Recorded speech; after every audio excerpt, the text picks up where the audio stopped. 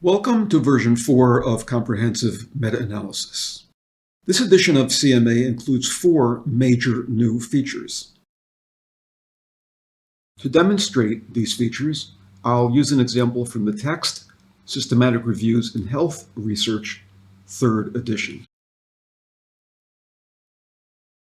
This is an analysis of studies that looked at the impact of St. John's wort on depression.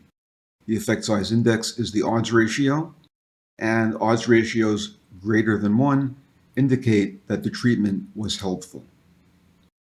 The first new feature is video tutorials. The previous help system has been replaced by a series of video tutorials. The videos show how to enter data, how to run the analysis, how to create high-resolution plots, how to compare subgroups, and so on. You can watch a video from start to finish to see all the steps in performing an analysis. The video explains the goal of each step and how to interpret the meaning of the statistics.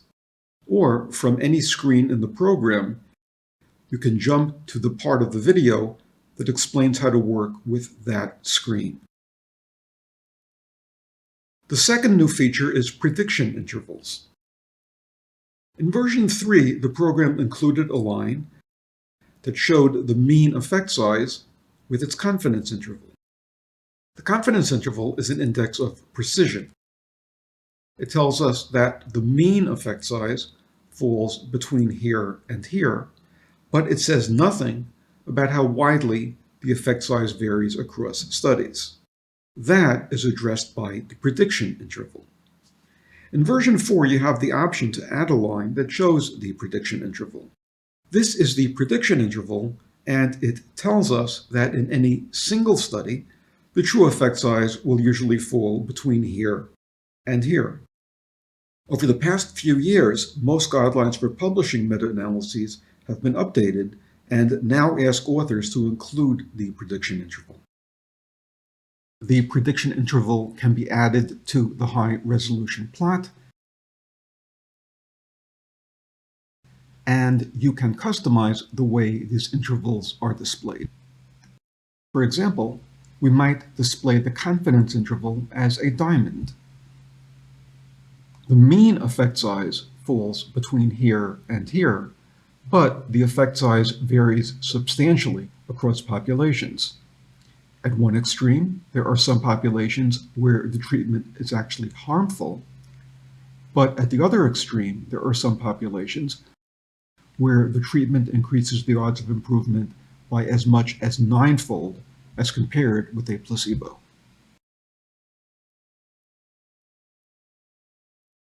Additionally, CMA can create a plot that displays the entire distribution of true effects.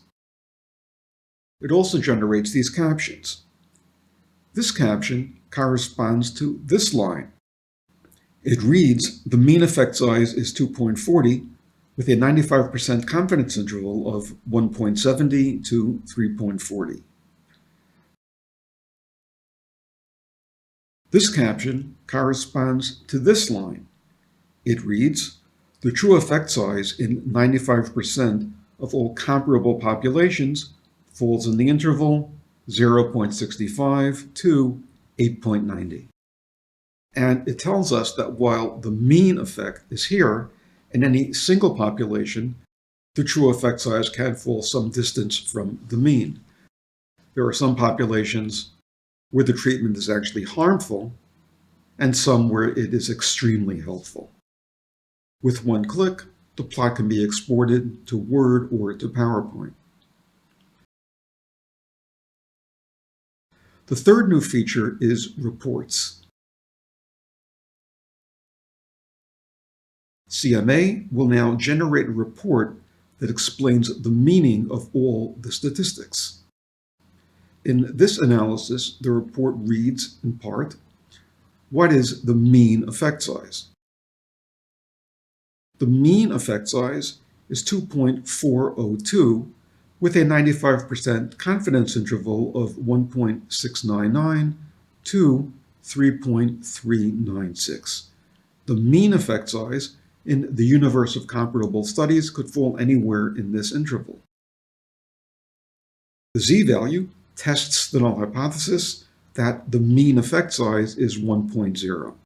The z-value is 4.960 with a p-value of less than 0.001.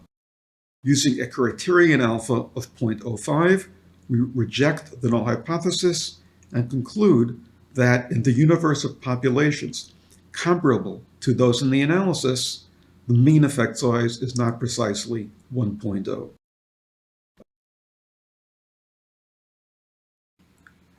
The section on heterogeneity reads, in part, the I-squared statistic. The I-squared statistic is 71%, which tells us that some 71% of the variance in observed effects reflects variance in true effects rather than sampling error. Additionally, you have the option to annotate the report and add additional explanation. For example, if I click Add Notes, the report adds the following. Notes on I-squared. There is a common belief that I-squared tells us how much the effect size varies across studies. In some cases, I-squared values have been employed to classify the amount of variation as being low, moderate, or high. While this interpretation of I-squared is ubiquitous in some fields, it is nevertheless incorrect. I-squared is a proportion, not an absolute amount. It tells us what proportion of the variance in observed effects reflects variance in true effects rather than sampling error. It does not tell us how much the effects actually vary. The statistic that tells us how much the effect size varies is the prediction interval, which is discussed below.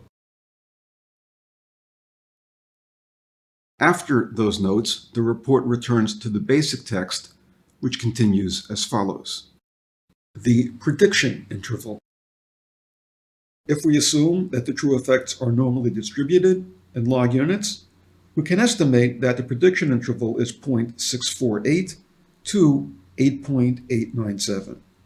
The true effect size in 95% of all comparable populations falls in this interval. The program inserts the relevant citations, and you can export the report to Word with one click.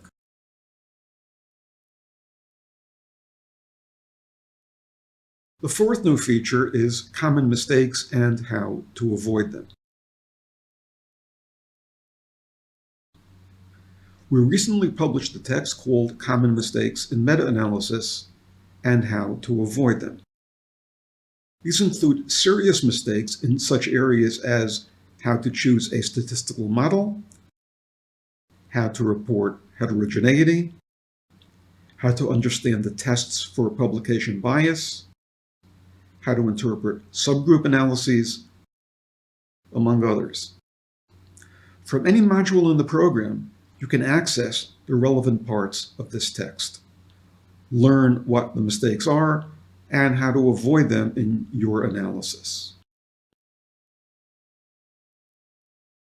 So that's an overview of the new features in version 4. Video tutorials, prediction intervals, the option to create text reports along with annotations and references, and explanations to help you avoid common mistakes.